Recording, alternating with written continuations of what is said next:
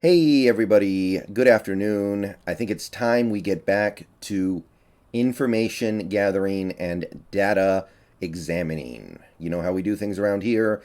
You know how I like to start it off. You know what we're going to be looking at right now. It is Snap Count Monday on a Thursday. I think we've all had enough time to grieve over the Seahawks lost season. All had time to come to terms with the fact that this team will not be achieving the goals that we set out for ourselves at the start of the year. All had an opportunity to accept that, and now we can get back to getting what we can out of the rest of this season, which is information. Let's try to collect the information that we can and see what we can learn these last few games. But first, let's learn some stuff from the most recent Rams game. Let's see what happened. Let's see who got to be on the field. And let's try to parse some meaning out of it. So, first of all, before I get into these numbers, Hawk's Nest stream later today, 3 o'clock. This channel, be there. We're going to have fun. You guys know how we like to do things by now, and it's always a good time. But let's start with the running back snap counts. There were only 2 running backs who played. Rashad Penny and DJ Dallas. I almost combined our 2 mediocre running backs into one super mediocre running back. There were 57 snaps, and these guys split it somewhat evenly. DJ got more, 33 to Rashad Penny's 24. And you add those 2 numbers up, it's 57, which is the total number of offensive snaps we played. So, checks out. I like DJ Dallas getting more snaps because I want to find out what we have with him. I want to find out what he is. And can he be a 4th string running back? Can he be a 3rd string running back? Can he be a 2nd string running back? What is his ceiling? These are things that we should be figuring out now, because we're going to have some running back needs this offseason. And if we could find out now that DJ Dallas is capable of filling one of those holes as maybe a change of pace back on 3rd down, or maybe just a 4th stringer who hangs around for depth, whatever it may end up being, let's find out. Because it seems like DJ Dallas has good hands. It seems like he gets involved pretty well in the passing game. So if we can continue to find things out like this, that's more valuable to me than whatever Rashad Penny can do. Because I know Penny's playing okay. No hate to Rashad Penny. But I don't think he's going to be here next year. And even if he is, we already know that Penny cannot be relied on for anything. So that being the case, let's find out if DJ Dallas can be relied on for anything. So I hope this continues as we go forward. I want to see DJ get as many snaps as possible. Let's find out if we have somebody who belongs on an NFL roster as an offensive player. Okay, wide receivers, pretty much as expected with no Lockett. Metcalf played almost the whole game. Freddie Swain almost played as much as Metcalf. The only thing I can think of is that we wanted Swain out there more than Eskridge because Swain knows the offense a little better, and with Lockett not out there, we wanted some familiarity, a little more, somebody we felt was a little more reliable than an Eskridge who hasn't been here very long. But I'll say it again, I don't like Swain getting more snaps than Eskridge. Swain, I don't see anything with that guy. Very little talent, very, very little potential. Eskridge has talent. And Eskridge played a lot, which is good. He wasn't very involved. He didn't have a catch. He only got targeted like twice. But there were extenuating circumstances that caused that. I mean, DK Metcalf was destroying Ramsey for a good chunk of that game, and Wilson still couldn't get him the ball. So what chance does a guy like Eskridge have? Freddie Swain was out there for 52 snaps and had 1 catch. So what chance do any of these guys have right now when the quarterback is this broken? But I want to see Eskridge on the field more going forward. Hopefully Swain can become an afterthought because that's what he should be. That's what he is as a player. Penny Hart played 7 snaps. I think Cody Thompson played 1, and that's it. So moving on to tight end, pretty much what you would expect in a game like this. Gerald Everett played 48 snaps, so most of the game. Makes a lot of sense that he would play a little bit more because you don't have Lockett. Will Dissly played 26. Probably would have been a little more if we had run the ball more like we did against Houston, but against LA that wasn't as much of an option because we were playing from behind for a part of the game. The game was competitive. I felt like the Rams' run defense clamped down a little bit as this game went on. We had a couple of moments of success there, and as the game went on, that just kind of disappeared. So I think it's just situational. I don't mind it. And Colby Parkinson had one snap. Now, I am not somebody who likes to read a massive amount into a very small sample size. I like to always be very careful with that.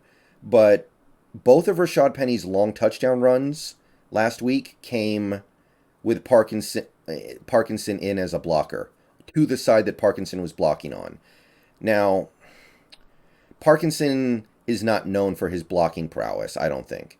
Parkinson wasn't brought here to be a great blocker. He's here to be a red zone target for the most part, I think. But given we had some success with 3 tight end formations against Houston, wouldn't have minded seeing a little bit more of that in this game, but didn't happen. I understand that the playbook has to be a little limited right now because it's hard. We go 3 and out and 4 and out and 5 and out so damn much, but yeah.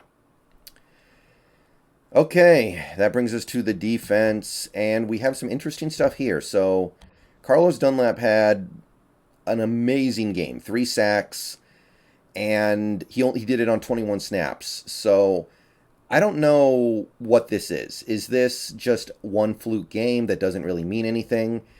Because one of his sacks was against Whitworth. He wasn't just going up against a third stringer the whole game. So, is this just a fluke? Is this just him channeling all his chi into having one last great game?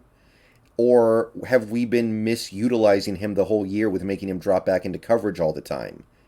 I don't know what it is, but we got 3 games left. I'd like to find out, because if this dude actually has something left in the tank, then that's useful, because next year, we're paying him regardless. He can be here or he can be somewhere else. We're still paying him almost the same amount of money.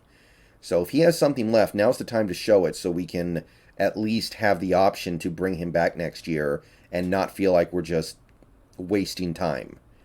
But great game for Dunlap, obviously. Alton Robinson only played 16 snaps, which I don't like, but he may have been in the doghouse because he messed up on special teams that one time. And I'm not going to pretend like Alton's doing a whole lot with the chances that he is getting, but I still would like to see him out there more because he's one of the young guys who might have a chance. Benson Mayowa played 17 snaps, which I think is good. Mayowa's not a bad player, but he's so anonymous on this team most of the time. And to be perfectly honest, I don't need to see any more Benson Mayowa. I'm tired of that. I know he might be here next year because of his contract, but I don't need to see any more Benson Mayowa. So I like the fact that we removed some snaps from his total. Kerry Hyder didn't play. Rasheem Green played 51 snaps. By the way, 66 total snaps for the defense in this game. So Rasheem Green played most of the game. I think part of it is that he can play outside and inside. He can do 5-tech and 3-tech. So because of that, we feel the need to put him out there a lot. And he's also playing relatively well lately. I will give him credit for that. But not buying what he's selling right now, because he is playing good football for the last month and a half. But if you look at how many snaps he's played, it kind of seems like, well, no, duh, he's putting up some numbers. So it feels like he's making a contract push. I'm not going to bite on it. But if you're being objective, he is contributing positively in some areas. So Rasheem Green, there's a big load on his back right now, and he's holding up all right. Defensive tackle, Poona Ford, 37 snaps, solid. Al Woods, 40 snaps, and he missed a few because of injuries, solid. And with no Brian Monet out there, we had to activate both Collier and Kemdichi, and they both, I don't know if they made big contributions, but they did grind out there. Collier had 20 snaps, Kemdichi had 24. Seems fair and reasonable to me. I don't know if either guy's part of the future at this point, but you may as well play him. I mean, you have to play somebody with Monet out. And that brings us to linebacker Bobby Wagner, 66. He played every snap. Jordan Brooks also played every snap, so he is now becoming a full-time player with no caveats. He is playing every snap, and like I said, he played good against the Rams, I think. The touchdown he gave up, I'm not mad about. Like, why is he in coverage down the field like that? That's either it's Carroll's fault, it's the injury's fault because we're out of defensive backs, whatever. I can't put that on Brooks. And Darrell Taylor played 41 snaps. I like it. He's now played 2 games in a row of at least 40 snaps. I think that stuff is good. I think that stuff is valuable. So hopefully we can keep that up. I think he played okay. Not a huge game, but he played fine. Nothing for any of the other linebackers. I think Radigan's out for the year, by the way, so that's obviously unfortunate. He was playing on special teams for us. And that gets us to cornerback. And this is going to be pretty quick because we are scraping the bottom of the barrel at cornerback at this point. DJ Reed did not play. Trey Flowers is off the team. Sidney Jones played every snap, 66. Blessuan Austin played most of the snaps, 49. And John Reed played the odd snap. He played 17, his first significant action of the year. And with all those problems we have, with Trey Brown being out, Marquise Blair being out, Jamal Adams being out, DJ Reed being out, they held up. They played a respectable game. So I can't hate on anything this secondary is really doing right now. They are holding it together. As for the nickel position, Ugo Amadi played 49 snaps, so he got on the field for most of the game, which that makes a lot of sense against a team like this. Ryan Neal played every snap, however, I'd say pretty much all of that was at safety. So that's, at this point, he really probably shouldn't even be on this list. But, yeah, he's certainly out there grinding more than he was earlier in the season. And that's it for Snap Count Monday. So there's actually some stuff that I like here, but, I mean, giving snaps to the right players only takes you so far. It obviously wasn't enough to get a win. And at this point, I'm just trying to figure out what we can hold on to going into 2021. So that's your Snap Count Monday. I'm out of here. Yes, that's right. Snap Count Monday on a Thursday. You've entered a weird time paradox. I don't know. See you guys later today. Hawks Nest stream later. Go Hawks.